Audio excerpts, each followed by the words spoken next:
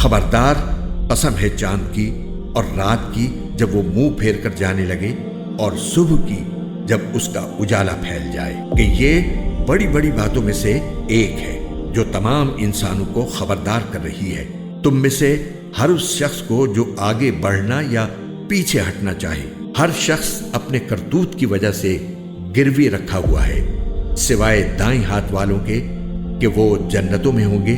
وہ پوچھ رہے ہوں گے مجرموں کے بارے میں کہ تمہیں کس چیز نے دوزخ میں داخل کر دیا؟ وہ کہیں گے کہ ہم نماز پڑھنے والوں میں سے نہیں تھے، اور ہم مسکین کو کھانا نہیں کھلاتے تھے، اور جو لوگ بیہودہ باتوں میں گھستے ہم بھی ان کے ساتھ گھس جایا کرتے تھے، اور ہم روز جزا کو جھوٹ قرار دیتے تھے، یہاں تک کہ وہ یقینی بات ہمارے پاس آ ہی گئی۔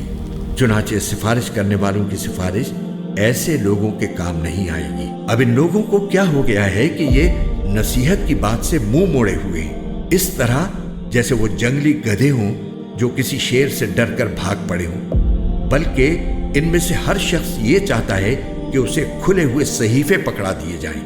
ہرگز نہیں، بات اصل میں یہ ہے کہ ان کو آخرت کا خوف نہیں ہے۔ ہرگز نہیں، یہ قرآن ہی ایک نصیحت ہے، اب جو چاہے اس سے نصیحت حاصل کر لے، اور یہ لوگ نصیحت حاصل کریں گے نہیں الا یہ کہ اللہ ہی ایسا چاہے۔